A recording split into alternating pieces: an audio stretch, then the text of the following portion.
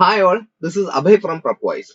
Plus ടുവിന് ശേഷം ഇന്ത്യയിൽ ഏറ്റവും മികച്ച ക്യാമ്പസുകളിൽ അഡ്മിഷൻ സെക്യൂർ ചെയ്യുന്നതിനായിട്ട് 2024 CUET, UG, IPMAT, JIPMAT അതുപോലെ NCET തുടങ്ങിയ എൻട്രൻസ് എക്സാമുകൾക്ക് തയ്യാറെടുക്കുന്നവർക്കായി Prepwise സംഘടിപ്പിക്കുന്ന ഫ്രീ ഓൺലൈൻ വർക്ക്ഷോപ്പ്. കൂടുതൽ വിവരങ്ങൾക്കായി താഴെ കൊടുത്തിരിക്കുന്ന ഡിസ്ക്രിപ്ഷൻ ചെക്ക് ചെയ്യുക.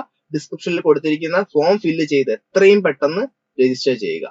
Hi all, welcome to Prepwise. Prepwiseലേക്ക് ഏവർക്കും സ്വാഗതം. ടാർഗറ്റ് CUET 2024ന്റെ ഭാഗമായിട്ട് ജനറൽ ടെസ്റ്റിൽ ചോദിച്ചിട്ടുള്ള GK ആൻഡ് കറന്റ് അഫയേഴ്സിൽ നിന്നുള്ള 10 ചോദ്യങ്ങളായിരിക്കും ഞാൻ ഇന്ന് ഡിസ്കസ് ചെയ്യുക. അതുകൊണ്ട് തന്നെ ഏതൊക്കെ ഏരിയാസിൽ നിന്നാണ് ചോദ്യങ്ങൾ വരുന്നത്, എന്തൊക്കെ രീതിയിലാണ് ചോദ്യങ്ങൾ ചോദിക്കുന്നത്, CUET 2024 എന്തൊക്കെ എക്സ്പെക്ട് ചെയ്യണം എന്നുള്ളൊരു ധാരണ ലഭിക്കുന്നതിനായിട്ട് എന്തായാലും നമ്മുടെ സെഷൻ കാണുക. ഇനിയും ചാനൽ സബ്സ്ക്രൈബ് ചെയ്യാതെയാണ് നിങ്ങൾ വീഡിയോ കാണുന്നതെങ്കിൽ ദയവായി ചാനൽ സബ്സ്ക്രൈബ് ചെയ്യുക, ബെല്ലൈക്കൺ അമർത്തുക. സെഷൻ ഇഷ്ടപ്പെട്ട് കഴിഞ്ഞാൽ ലൈക്ക് ചെയ്യാനും മറക്കാതിരിക്കുക.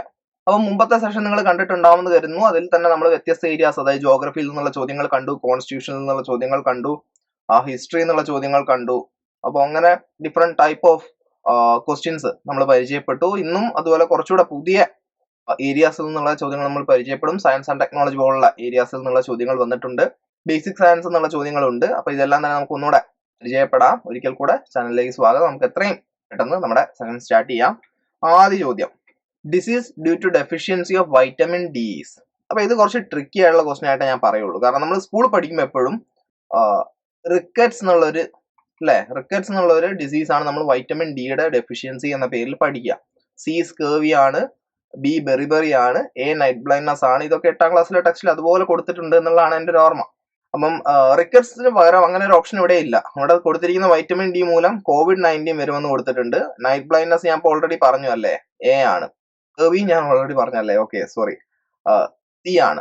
സിയുടെ ഡെഫിഷ്യൻസി മൂലം സ്കേർവി വരും, എയുടെ ഡെഫിഷ്യൻസി മൂലം നൈറ്റ് ബ്ലൈൻഡ്നസ് വരും. COVID-19 ഡെഫിഷ്യൻസി മൂലമൊന്നും അല്ല, വന്നു കഴിഞ്ഞാൽ നമുക്ക് വന്നു എന്ന് പറയാം. ഇപ്പോൾ അത്രയും സീരിയസ് ആയിട്ട് പലപ്പോഴും കൺസിഡർ ചെയ്യാറില്ല. പക്ഷെ എങ്ങനെ എപ്പോൾ വേണമെങ്കിലും ഡേഞ്ചറസ് ആവാവുന്ന ഒരു രോഗമായിട്ട് തന്നെ കണക്കാക്കാം. പക്ഷെ അതിന് വൈറ്റമിൻ ഡി ഡെഫിഷ്യൻസി ആയിട്ട് പ്രത്യേകിച്ച് ഒരു ബന്ധവും ഇല്ല അല്ലെ. അപ്പൊ ഇനി ബാക്കിയുള്ള ഏക ഓപ്ഷൻ ഏതാണ്?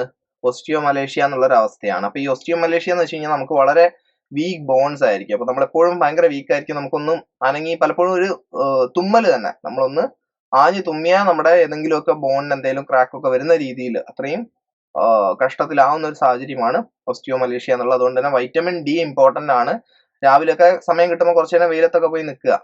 കുറച്ച് സമയം നിന്നാൽ മതി, അധികം സമയം നിൽക്കേണ്ടതില്ല. അതൊരു ഇളം വെയിലൊക്കെ കൊള്ളണം, അല്ലാതെ നട്ടുച്ചയ്ക്ക് പോയി നിന്നിട്ട് ഞാൻ പറഞ്ഞു എന്ന് പറയരുത്. ദയവായി രാവിലെ ഒരു 7 to 8:30 അത് വളരെ നൈസ് ആയിട്ടുള്ള വെയിലാണ്. ആൻഡ് ഈവനിങ് ഒക്കെ നോക്കുകയാണെങ്കിൽ ഈവനിങ് അത്ര എനിക്ക് തോന്നുന്നു എല്ലാവരും പറയാറുണ്ടെന്ന് തോന്നുന്നില്ല. പക്ഷെ ഒരു 5-ന് ശേഷമുള്ള വെയിലൊക്കെ ആണെങ്കിലും ഓക്കെ ആയിരിക്കും. അപ്പൊ എങ്ങനെയാണെങ്കിലും വൈറ്റമിൻ ഡി ഇമ്പോർട്ടന്റ് ആണ്, നോട്ട് ചെയ്ത് വെക്കുക. അപ്പൊ ഇതെന്താണ്? ബേസിക് സയൻസ് ആണല്ലേ. അപ്പൊ ഈ വൈറ്റമിൻസിന്റെ കാര്യമൊക്കെ അറിയുക. K വരെയുള്ള വൈറ്റമിൻസ് ഒക്കെ അറിഞ്ഞു വെച്ചാൽ നന്നായിരിക്കും. Who has the authority to decide all doubts and disputes connected with the election of president? വളരെ നല്ലൊരു ചോദ്യമാണ്. നമ്മുടെ ഇന്ത്യൻ പ്രസിഡന്റിനെ എലക്ട് ചെയ്യുന്നതിൽ, ഇതിൽ പ്രസിഡന്റിനെ മാത്രമാക്കേണ്ട, വൈസ് പ്രസിഡന്റും സെയിം തന്നെയാണ്. ഇന്ത്യൻ വൈസ് പ്രസിഡന്റിനെ എലക്ട് ചെയ്യുന്നതുമായി ബന്ധപ്പെട്ട എല്ലാ കാര്യങ്ങളിലും തീർപ്പ് കൽപ്പിക്കുന്നത് ഏത് അതോറിറ്റിയാണ്? വൈസ് പ്രസിഡന്റ് എന്നോട് പറഞ്ഞു ഒരിക്കലും അല്ല. Lok Sabha speaker, parliament, the supreme court. ഇതിലേതാണ് കറക്റ്റ് ആൻസർ എന്നുള്ളത് നിങ്ങൾക്ക് പറയാൻ ഞാൻ ഒരു 3 seconds അല്ലെങ്കിൽ ഒരു 5 seconds തരാം. അപ്പൊ നോക്കി ആരായിരിക്കും പ്രസിഡന്റ് ഇലക്ഷനൊക്കെ തന്നെ തട വെക്കണം എന്നുണ്ടെങ്കിൽ, അല്ലെങ്കിൽ അങ്ങനെ ഒരു മുടക്കുണ്ടാവുകയാണെങ്കിൽ അത് പരിഹരിക്കുകയാണെങ്കിൽ അത്രയും പവർഫുൾ ആയിട്ടുള്ള ഒരു എൻറ്റിറ്റി ആയിരിക്കണം അല്ലെ. അപ്പൊ ആരാണെന്നുള്ളത് നിങ്ങൾക്ക് പറയാം. സോ ടൈം കഴിഞ്ഞു. ഒരു ക്ലൂ കൂടെ ഞാൻ തരാം, 2 seconds ടൈം. ആർട്ടിക്കിൾ 71 പ്രകാരമാണ്, അല്ലെ ആർട്ടിക്കിൾ 71 കീഴിലാണ് ഈ ഒരു കാര്യം വരുന്നത്. ആര് ആണ് പ്രസിഡന്റിനെ സംബന്ധിച്ചുള്ള, അല്ലെ പ്രസിഡന്റിനെ എലക്ട് ചെയ്യുന്നത് സംബന്ധിച്ചുള്ള ഡൗട്ടും ഡിസ്പ്യൂട്ടും സോൾവ് ചെയ്യാന്നുള്ള ഒരു കാര്യം വരുന്ന ആർട്ടിക്കിൾ 71 കീഴിലാണ്. അതിന് പവർ ഉള്ള ഇന്ത്യയിലെ ഏക അതോറിറ്റി ഓപ്ഷൻ 4 സുപ്രീം കോർട്ടാണ്. ഒരുപാട് ആൾക്കാർ എന്തായാലും ആൻസർ പറഞ്ഞിട്ടുണ്ടാവും ഞാൻ വിശ്വസിക്കുന്നു. സുപ്രീം കോർട്ടിനാണ് ആ പവർ ഉള്ളത്. പ്രസിഡന്റ് ആയിക്കോട്ടെ, വൈസ് പ്രസിഡന്റ് ആയിക്കോട്ടെ. അടുത്ത ചോദ്യത്തിലേക്ക് പോവാം. അപ്പൊ ഇതെന്താണ്? കോൺസ്റ്റിറ്റ്യൂഷൻ തന്നെയാണ്. കോൺസ്റ്റിറ്റ്യൂഷനിലെ ഇമ്പോർട്ടന്റ് പ്രൊവിഷൻസിൽ വരുന്നതാണിത്, ആർട്ടിക്കിൾ 71 ഒക്കെ. Next, who rote the book poverty and un-British rule in India? ഇത് വളരെ ഇമ്പോർട്ടന്റ് ആയിട്ടുള്ള ഒരു ബുക്കാണ്. നമ്മുടെ ഇന്ത്യയെ സംബന്ധിച്ചുള്ള ഒരു ഡ്രെയിൻ ഓഫ് വെൽത്ത് തിയറി എന്ന് പറഞ്ഞൊരു തിയറി തന്നെ ഉണ്ട്. ഓക്കെ, അതായത് വ്യത്യസ്ത റിഫോംസിലൂടെ അല്ലെങ്കിൽ ഈ പറഞ്ഞിരിക്കുന്ന നിയമത്തിൽ ഉണ്ടാക്കിയിരിക്കുന്ന മാറ്റങ്ങളിലൂടെ ബ്രിട്ടീഷ് എങ്ങനെയാണ് അത്രയും ഓർഗനൈസ്ഡ് ആയിട്ട് ഇന്ത്യയിലെ സമ്പത്ത് ബ്രിട്ടനിലേക്ക് എത്തിച്ചത്, അല്ലെ ഇന്ത്യയെ കൊള്ളയടിച്ചത് എങ്ങനെയാണെന്ന് കൃത്യമായി പറഞ്ഞു വെക്കുന്ന ഒരു പുസ്തകമാണ്. അപ്പൊ അതിൽ നമുക്ക് എക്കണോമിക്സിലും പലപ്പോഴും പഠിക്കാനുള്ള ഒരു കാര്യമാണ് ഈ ഡ്രെയിൻ ഓഫ് വെൽത്ത് തിയറി. ഇത് ആദ്യമായിട്ട് വരുന്നത് ഈ poverty and un-British rule in India എന്ന ഇദ്ദേഹത്തിന്റെ പുസ്തകത്തിലാണ്. ബ്രിട്ടീഷ് എക്കണോമിക് പോളിസികളെ പറ്റി, അതുപോലെ അത് ഇന്ത്യയിൽ ഉണ്ടാക്കിയ സാമ്പത്തിക ആഘാതത്തെ പറ്റിയുള്ള ഈ പുസ്തകം അദ്ദേഹം എഴുതിയത് 1901 ഓർക്കുക. ഓക്കെ, അപ്പൊ അതിനു മുമ്പും അത് 1901 വരെയുള്ള കാര്യങ്ങൾ അതിൽ കൊടുത്തിട്ടുള്ളൂ. പക്ഷെ അത് തന്നെ വളരെ നമ്മളെ മൈൻഡ് ബ്ലോയിങ് ആയിട്ടുള്ള കുറെ ഫാക്ട്സ് ഒക്കെയാണ് അദ്ദേഹം അതിൽ മെൻഷൻ ചെയ്യുന്നത്. ആൻഡ് ഇത് മറ്റാരുമല്ല, ഇതിനോടകം തന്നെ നിങ്ങൾ ആൻസർ ചെയ്തിട്ടുണ്ടാവും ഞാൻ വിശ്വസിക്കുന്നു. ഇന്ത്യയിലെ വന്ധ്യ വയോധികൻ എന്നറിയപ്പെട്ട ദാദാഭായ് നവറോജി. ഓപ്ഷൻ 3 ആണ് കറക്റ്റ് ആൻസർ. അടുത്ത ചോദ്യത്തിലേക്ക് പോവാം. വ്യത്യസ്ത സ്റ്റഡീസ് ആണ് ചോദിച്ചിരിക്കുന്നത്. അപ്പൊ ഇത് നമുക്ക് എന്താണ് ഫ്രീഡം സ്ട്രഗിളുമായിട്ട് റിലേറ്റ് ചെയ്യാം കേട്ടോ, അല്ലെങ്കിൽ കൊളോണിയൽ റൂളുമായിട്ടൊക്കെ തന്നെ പറയാം. ഫ്രീഡം സ്ട്രഗിൾ പറയാം, പിന്നെ iconic figures in Indian independence അതും പറയാം. ഓക്കെ, നെക്സ്റ്റ് ടെർമിനോളജീസ് ആണ്, പക്ഷെ ഇതും ബേസിക് സയൻസിന്റെ ഭാഗമാണ്, കാരണം ഇതൊക്കെ സയൻസ് റിലേറ്റഡ് കാര്യങ്ങളാണ് അവർ പറയുന്നത്. ആൻഡ്രോളജി ഈ study of male reproductive organ. Agrology is study of grass. Angiology is study of blood vascular system including arteries and veins. Agronomy is science of soil management and production of crop. ഇതില് ഏറ്റവും appropriate ഉള്ള answers, അതായത് ഇതിൽ correct ആയിട്ടുള്ള answers ഏതാന്നുള്ളത് താഴെ options കൊടുത്തിട്ടുണ്ട്, അതൊന്ന് select ചെയ്യാം. A and B only, A and D only, B and D only, A C and D എന്ന് പറയുന്നുണ്ട്. അപ്പൊ ആൻഡ്രോളജി എന്നുള്ളത് മെയിൽ റീപ്രൊഡക്റ്റീവ് ഓർഗനെ പറ്റിയുള്ള സ്റ്റഡി ആണോ? അതെ, കറക്റ്റ് ആണ്. ഇനി angiology study of blood vascular system including arteries and veins, correct ആണ്. Agronomy science of soil management and production of crop. കൃത്യമായിട്ടും സോയിലിനനുസരിച്ച് ഏത് ക്രോപ്പ് അവിടെ ഗ്രോ ചെയ്യാം എന്നുള്ളതിനെ പറ്റിയുള്ള പഠനം തന്നെയാണ് ആഗ്രോണമി. ഇനി ഇതിലാകെ ബാക്കിയുള്ള ഏതാണ്? ആഗ്രോളജി ആണ്. ശരിക്ക് സ്റ്റഡി ഓഫ് ഗ്രാസ് അല്ല ആഗ്രോളജി. ആഗ്രോളജി എന്ന് പറയുന്നത്, അല്ലെങ്കിൽ അഗ്രോളജി എന്ന് പറയുന്നത് സോയിൽ സയൻസ് എന്ന് വേണമെങ്കിൽ പറയാം. വ്യത്യസ്ത തരം സോയിലും, അത് ഈ പറഞ്ഞ പോലെ ആഗ്രോണമിയായിട്ട് അടുത്ത് കിടക്കുന്ന ഒരു കാര്യം തന്നെയാണ്. വ്യത്യസ്ത തരം സോയിലുകളെ പറ്റി പഠിക്കുകയും ക്രോപ്പ് പ്രൊഡക്ടിവിറ്റിയിൽ ഉണ്ടാക്കുന്ന മാറ്റമൊക്കെ തന്നെയാണ് അതിലും കുറെയൊക്കെ വരുന്നത്. ഇവിടെ നിങ്ങൾക്ക് കറക്റ്റ് ആൻസർ കിട്ടിയിട്ടുണ്ട്. ബി ഒഴികെ ബാക്കിയെല്ലാം. അത് ഓപ്ഷൻ 4 ആണ്. A, C and D only right answer. അടുത്ത ചോദ്യം ചേരുംപടി ചേർക്കാനാണ്. Match list 1 with list 2. Years കൊടുത്തിട്ടുണ്ട്. നമ്മുടെ ഗവൺമെന്റിന്റെ കുറച്ച് പ്രോഗ്രാംസ് ഇപ്പുറത്ത് കൊടുത്തിട്ടുണ്ട്. ഇയറുകൾ നോക്കാം. 2015, 2000, 2011, 2018. ഇനി പ്രോഗ്രാമുകൾ ഏതൊക്കെയാണെന്ന് നോക്കാം. നാഷണൽ റൂറൽ ലൈവ്ലിഹുഡ് മിഷൻ, പ്രധാനമന്ത്രി gram Sadak Yojana, national skill development mission, Ayushman Bharat. ഇത് വളരെ ഈസി ആയി നോക്കുകയാണെങ്കിൽ ഓക്കെ, ഓപ്ഷൻ ഡി നോക്കുക. 2018 ആണ്. അപ്പൊ ഇതിൽ ഏകദേശം ഒരു ധാരണ ഉണ്ടെങ്കിൽ BJP ഭരണത്തിൽ വരുന്നത് 2014 അപ്പൊ ഈ ആയുഷ്മാൻ ഭാരത് എന്നുള്ള സ്കീം ഓബിയസ്ലി ആരുടെയാണ്? BJPയുടെയാണ്. അത് വളരെ ക്ലിയർ ആയിട്ടുള്ള ഒരു കാര്യമാണ്. അത് നല്ലപോലെ അവർ പ്രൊമോട്ട് ചെയ്യാറുണ്ട്.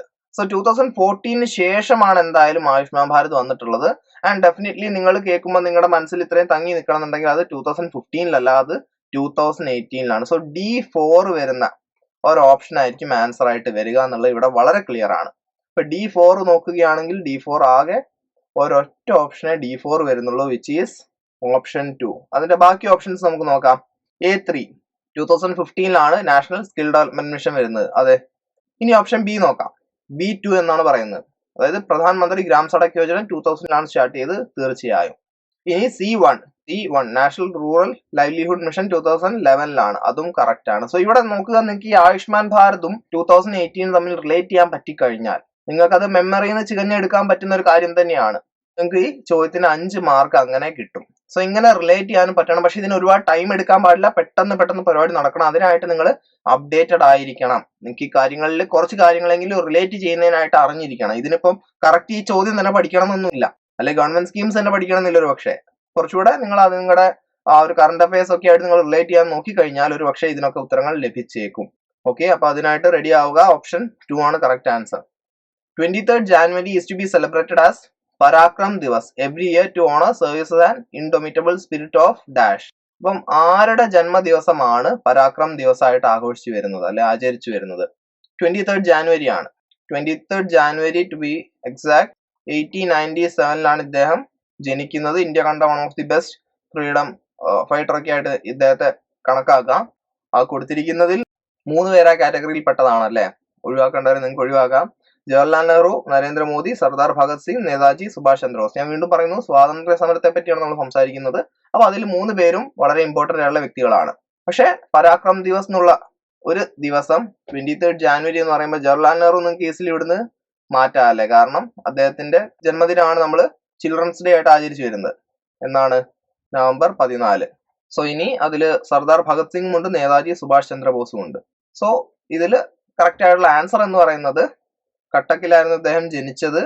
കട്ടക്ക് എവിടെയാണ്? Odisha. And the right answer is option 4, Netaji Subhash Chandrabose. പുതിയ യോഗത്തിലേക്ക്. അപ്പൊ ഇതും എന്താണ്? കറണ്ട് അഫയേഴ്സിൽ വേണമെങ്കിൽ അല്ലെ ഇമ്പോർട്ടന്റ് ഡേറ്റ്സ്. കറണ്ട് അഫയേഴ്സും അല്ല, ഇത് ഇമ്പോർട്ടന്റ് ഡേറ്റ്സ് ആണ്. അപ്പൊ നമ്മുടെ കറണ്ട് അഫയേഴ്സിലെ നമ്മൾ ചെയ്യുന്ന പ്രപ്പോസിലെ കറണ്ട് അഫയേഴ്സിൽ ഏറ്റവും ഇമ്പോർട്ടന്റ് ആയിട്ടുള്ള ഒരു സെക്ഷൻ തന്നെയാണ് ഇമ്പോർട്ടന്റ് ഡേറ്റ്സ് എന്നുള്ളത്. ഓരോ ദിവസങ്ങളും എന്തൊക്കെയാണ് അതിന്റെ പ്രത്യേകത എന്നുള്ളത് നമ്മൾ പറഞ്ഞുകൊണ്ടേ പോകും. അപ്പൊ ഇമ്പോർട്ടന്റ് ഡേറ്റ്സ് നോക്കണം എന്നുള്ളത് ശ്രദ്ധിക്കുക. അടുത്ത ചോദ്യത്തിലേക്ക് പോവാം. On July 22, 2019, Chandrayaan 2 was launched by ISRO through its rocket. ഏത് റോക്കറ്റ് യൂസ് ചെയ്താണ് ചന്ദ്രയാൻ 2 ലോഞ്ച് ചെയ്തെന്നുള്ളതാണ് ചോദ്യം. അപ്പൊ ചന്ദ്രയാൻ 2 നമ്മുടെ ചന്ദ്രയാൻ 3 പോലെയല്ല. ചന്ദ്രയാൻ 3 വളരെ സക്സസ്ഫുൾ ആയിട്ടുള്ള ഒരു മിഷൻ ആയിരുന്നു. ഇന്ത്യക്ക് തന്നെ അഭിമാനകരമായിട്ടുള്ള ഒരു നിമിഷം സമ്പാദിച്ച അല്ലെങ്കിൽ നൽകിയ ഒരു മിഷനായിട്ട് പറയാം. പക്ഷെ ചന്ദ്രയാൻ 2 അങ്ങനെ ഒന്നും ആയിരുന്നില്ല. അത് ലോഞ്ച് ചെയ്ത റോക്കറ്റിന്റെ പേരാണ് ഇവിടെ ചോദിച്ചിരിക്കുന്നത്. And the right answer is GSLV MK3. അപ്പൊ ഇത് എന്ത് റിലേറ്റഡ് ആയിട്ടുള്ള ടോപ്പിക്കാണ്? സയൻസ് ആൻഡ് ടെക്നോളജിയുടെ കീഴിലാണ് ഇത് വരിക. ഓക്കെ, സയൻസ് ആൻഡ് ടെക്നോളജിയുടെ കീഴിൽ ISROയെ പറ്റി നിങ്ങൾ പഠിക്കും. അതുപോലെ മറ്റ് ഇപ്പൊ VSSC പോലുള്ള സ്ഥാപനങ്ങളെ പറ്റിയൊക്കെ തന്നെയുള്ള സെഷൻസ് നിങ്ങൾക്ക് നമ്മുടെ പ്രൊഫൈസ് കാണാൻ പറ്റും. ഇനി അടുത്തത് ഒരു ചേരുംപടി ചേർക്കലാണ്, മാച്ച് ലിസ്റ്റ് 1 വിത്ത് ലിസ്റ്റ് 2. അപ്പൊ ഇത് ഡാൻസ് സ്റ്റേറ്റ് കണ്ടില്ലേ, ഇതിന്റെ ക്ലാസ്സും നിങ്ങൾക്ക് പ്രൊഫൈസിൽ അവൈലബിൾ ആണ്. പറഞ്ഞെന്ന് മാത്രം നമുക്ക് ചോദ്യത്തിലേക്ക് വരാം. ഭരതനാട്യം, ബിഹു, കഥകളി, കുച്ചിപ്പുടി. ആന്ധ്രാപ്രദേശ്, അസം, കേരള, തമിഴ്നാടു. അപ്പൊ ഇതിൽ വളരെ ഈസി ആയിട്ട് നിങ്ങൾക്ക് എന്ത് ചെയ്യാൻ പറ്റും? കഥകളിയും കേരളയായിട്ട് റിലേറ്റ് ചെയ്യാൻ പറ്റും അല്ലെ. കേരള 3 ആണ്, കഥകളി C ആണ്. അപ്പൊ C3 നോക്കി കണ്ടുപിടിക്കാൻ നോക്കി കഴിഞ്ഞാൽ ഇത് ആകപ്പെടും. കാരണം ഇത് മാത്രമേ നിങ്ങൾക്ക് ക്യാൻസൽ ഔട്ട് ചെയ്യാൻ പറ്റും. ബാക്കി 2, 3, 4 മൂന്നിലും C എന്താണ്? 3 ആണ് വരുന്നത്. കഥകളി കേരള തന്നെയാണ് വരുന്നത്. ഇനി മറ്റൊരു നിങ്ങൾക്ക് എളുപ്പത്തിൽ കണ്ടുപിടിക്കാൻ പറ്റുന്ന ഒന്നാണ് ബിഹു ആസാം എന്നുള്ളത്. കാരണം നമ്മുടെ നാട്ടിൽ ബിഹു ആഘോഷിക്കുന്നത് നമ്മൾ ഒരിക്കലും കണ്ടിട്ടുണ്ടാവില്ല. ഇനി കണ്ടിട്ടുള്ളവരുണ്ടെങ്കിൽ ഓക്കെ, പക്ഷെ പൊതുവെ അങ്ങനെ ഒരു ആഘോഷം നമ്മൾ ചെയ്യാറില്ല. നമ്മൾ ബിഹു എന്ന പേരിലല്ല ആഘോഷിക്കുന്നത്, വേറൊരു പേരിലാണ് ആ ഒരു ആഘോഷം നമ്മൾ മുന്നോട്ട് കൊണ്ടുപോകുന്നത്. അപ്പം ബിഹു അസമാണ്, കഥകളി കേരളയാണ്. സോ B2ഉം C3യും വരുന്ന ഓപ്ഷൻസ് ഏതൊക്കെയാ? അപ്പോഴും 2 എണ്ണം ഉണ്ട്. നോക്കുക, 3ഉം 4ഉം ഉണ്ട്. ഇനി നെക്സ്റ്റ് നോക്കുക, കുച്ചിപ്പുടി, ഭരതനാട്യം. ഇതിൽ ഭരതനാട്യം തമിഴ്നാടുമാണ്. അത് നിങ്ങൾക്ക് അന്നേരം കത്തണം. അത് നിങ്ങൾ പഠിച്ചു പോവുകയാണെങ്കിൽ നിങ്ങൾക്ക് ഈസിലി നിങ്ങളുടെ മനസ്സിലേക്ക് വരികയും ചെയ്യും. കുച്ചിപ്പുടി എന്നുള്ളത് ആന്ധ്രാപ്രദേശുമാണ്. സോ A4ഉം D1ഉം വരണം.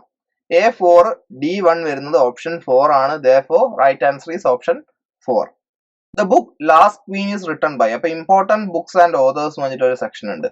അതും GK ആൻഡ് കറണ്ട് അഫയേഴ്സിന്റെ ഭാഗമാണ്. അപ്പൊ ഇത് ഒരുപാട് സെഷൻ ഉണ്ടല്ലോ നോക്കിയാൽ അങ്ങനെ വിചാരിക്കേണ്ട കാര്യമില്ല. ഇതൊക്കെ നിങ്ങൾ ഇപ്പോൾ സമയം എടുത്ത് തുടങ്ങുകയാണെങ്കിൽ ഈസിലി കവർ ചെയ്യാൻ പറ്റുന്ന, മേ ബി ഒരു 1.5 മണിക്കൂർ 2 മണിക്കൂറിൽ നിങ്ങൾക്ക് ഈ ടോപ്പിക് മൊത്തത്തിൽ കവർ ചെയ്യാം. അത്രേ വരുള്ളൂ. ഇന്ത്യൻ ഓതേഴ്സിനെയാണ് കൂടുതലായിട്ട് അവർ ചോദിക്കുക പൊതുവെ. അപ്പം അത് കവർ ചെയ്യുക. ഇനി ഇന്റർനാഷണൽ ആണെങ്കിലും നമ്മൾ അത്യാവശ്യം ഇന്റർനാഷണൽ ഓതേഴ്സിന്റെ ബുക്കും അതുപോലെ തന്നെ ഓതേഴ്സിന്റെ കാര്യങ്ങളൊക്കെ തന്നെ മെൻഷൻ ചെയ്തിട്ടുമുണ്ട്. അപ്പൊ ഇമ്പോർട്ടന്റ് ബുക്സ് ആൻഡ് ഓതേഴ്സ് അടുത്തൊരു ടോപ്പിക് ആണ്. ലാസ്റ്റ് ക്വീൻ എന്നുള്ള ബുക്ക് എഴുതിയത് ആരാണെന്നുള്ളതാണ് ചോദ്യം. ഇത് എഴുതിയത് പഞ്ചാബിലെ ലാസ്റ്റ് ക്വീനെ പറ്റിയുള്ള ഒരു ബുക്ക് ആയിട്ടാണ് നമുക്ക് ഇതിനെ കാണാൻ പറ്റുക. എഴുതിയ ഓതർ ആരാണ്? ചിത്ര ബാനർജി. ഓപ്ഷൻ 1 ആണ് കറക്റ്റ് ആൻസർ. അടുത്ത ചോദ്യത്തിലേക്ക് പോവാം. The atomic energy programme in India was launched by. ഇന്ത്യയിൽ ആദ്യമായിട്ട് ആറ്റമിക് എനർജി പ്രോഗ്രാം ലോഞ്ച് ചെയ്യുന്നത് 1958ലാണ്. പക്ഷെ ഇത് പ്രപ്പോസ് ചെയ്യുന്നത് 1954. ഇന്ത്യ കണ്ട one of the best physicist എന്നൊക്കെ വേണമെങ്കിൽ നമുക്ക് പറയാം. ആറ്റോമിക് സയൻസിൽ ഇന്ത്യയിൽ ഒരു ബേസ് ഉണ്ടാക്കിയത് അല്ലെങ്കിൽ ഇന്ത്യ അത്രയും മുന്നോട്ട് കൊണ്ടുപോയത് ഇദ്ദേഹത്തിന്റെ ഒരു പ്രയത്നമാണെന്ന് വേണമെങ്കിൽ നമുക്ക് പറയാം. സോ 1954 പ്രപ്പോസ് ചെയ്ത ഒരു 3 സ്റ്റേജ് പ്രോഗ്രാം അല്ലെ 3 സ്റ്റേജ് ഡെവലപ്മെന്റ് പ്രോഗ്രാം ആണ് അദ്ദേഹം പ്രപ്പോസ് ചെയ്തത്. അത് പ്രപ്പോസ് ചെയ്യുന്നത് നമ്മുടെ ഏറ്റവും പ്രിയപ്പെട്ട പ്രധാനമന്ത്രിയായിരുന്ന ശ്രീ പണ്ഡിറ്റ് ജവഹർലാൽ നെഹ്റുവിന്റെ മുന്നിൽ വെച്ചാണ്. എന്നിട്ട് 1954 അദ്ദേഹം അത് അംഗീകരിക്കുകയും എന്നിട്ട് നമ്മൾ സ്റ്റാർട്ട് ചെയ്യുകയും ചെയ്യുകയാണ് ഉണ്ടായത്.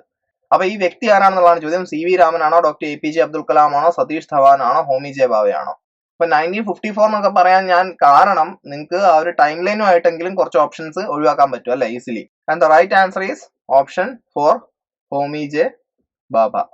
അപ്പോൾ ഇതും സയൻസ് ആൻഡ് ടെക്നോളജിയുടെ കീഴിൽ വരുന്നതാണ്. ഓക്കെ, അപ്പൊ ഇതോടെ നമ്മുടെ ഇന്നത്തെ ചോദ്യങ്ങൾ കഴിയാണ്. പക്ഷേ നമ്മുടെ പ്രിപ്പറേഷൻ തുടങ്ങുന്നേ ഉള്ളൂ നമ്മൾ. അതുകൊണ്ട് തന്നെ ഇതുപോലത്തെ ഏരിയാസ് എന്നുള്ള കാര്യങ്ങളൊക്കെ നിങ്ങൾ പത്രത്തിലായിക്കോട്ടെ, നിങ്ങളിപ്പോ ചിലപ്പോൾ ഇൻസ്റ്റഗ്രാമിലൂടെ സ്ക്രോൾ ചെയ്ത് പോകുമ്പോഴേക്കും കാണുക, ഒക്കെ ഓർത്തു വെക്കാൻ ശ്രമിക്കുക.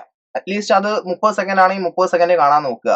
ഇനി പത്രത്തിൽ നിന്നുള്ളത് 5 മിനിറ്റ് എടുത്ത് വായിക്കേണ്ടതാണെങ്കിൽ ആ ഒരു 5 മിനിറ്റ് കൊടുത്ത് വായിക്കാൻ നോക്കുക. കാരണം അതിലൂടെ നിങ്ങൾക്ക് ഇങ്ങനെ ഒരു പക്ഷേ ആൻസേഴ്സ് കണ്ടെത്താൻ സാധിക്കും. പിന്നെ അതിനോടൊപ്പം തന്നെ പ്രപ്പോയ്സ് പോലുള്ള ക്ലാസ്സുകൾ കണ്ടാലും നിങ്ങൾക്ക് ഒരുവിധം ഇതുപോലത്തെ കുറെ ചോദ്യങ്ങൾ ഈസിലി ആൻസർ ചെയ്യാൻ പറ്റും. ഇതിലൊന്നും ഒരുപാട് സമയം നിങ്ങൾ ചെലവാക്കേണ്ട കാര്യമില്ല. ബിക്കോസ് ജനറൽ ടെസ്റ്റ് ആകുമ്പോഴേക്കും GK ആൻഡ് കറണ്ട് അഫയേഴ്സിലാണ് നിങ്ങൾക്ക് ഏറ്റവും സമയം ലാഭിക്കാൻ പറ്റുക. കാരണം ഒരുപാട് സമയം അതിൽ ചെലവഴിക്കേണ്ട ആവശ്യമില്ല അല്ലേ. നിങ്ങൾക്ക് ഒന്നെങ്കിൽ ഉത്തരം അറിയാം, അല്ലെങ്കിൽ അറിയില്ല. അതേ സ്ഥാനത്ത് റീസണിങ്ങിലേക്കും ക്വാണ്ടിറ്റേറ്റീവ് ആപ്റ്റിറ്റ്യൂഡിലേക്കും ഒക്കെ പോകുമ്പോൾ അവിടെ കൃത്യമായിട്ട് നിങ്ങൾ ടൈം സ്പെൻഡ് ചെയ്യേണ്ടതുണ്ട്. സോ ഇവിടെ ടൈം സേവ് ചെയ്യുന്നതിനായിട്ട് നിങ്ങൾ ഇപ്പോഴേ തുടങ്ങേണ്ടതുണ്ട്. എത്ര നേരത്തെ തുടങ്ങുന്നോ അത്രയും നന്നായിരിക്കും. ഒരിക്കൽ കൂടെ ഇതുപോലത്തെ സെഷൻസ് ലഭിക്കുന്നതിനായിട്ട് ചാനൽ സബ്സ്ക്രൈബ് ചെയ്യുക, ബെല്ലൈക്കൺ അമർത്തുക. സെഷൻ ഇഷ്ടപ്പെട്ട് കഴിഞ്ഞാൽ ലൈക്ക് ചെയ്യാൻ യാതൊരു മടിയും കാണിക്കാതിരിക്കുക. നിങ്ങളുടെ ഫ്രണ്ട്സിലേക്കും നിങ്ങളുടെ CVT പ്രിപ്പയർ ചെയ്യുന്ന മറ്റുള്ള സുഹൃത്തുക്കളിലേക്കൊക്കെ തന്നെ ചാനൽ ഷെയർ ചെയ്താലും വളരെ നന്നായിരിക്കും. അപ്പൊ ഇതുപോലത്തെ സെഷനുമായിട്ട് ഞാൻ വീണ്ടും വരുന്നതായിരിക്കും. അതുവരേക്കും പീസ് ഔട്ട്.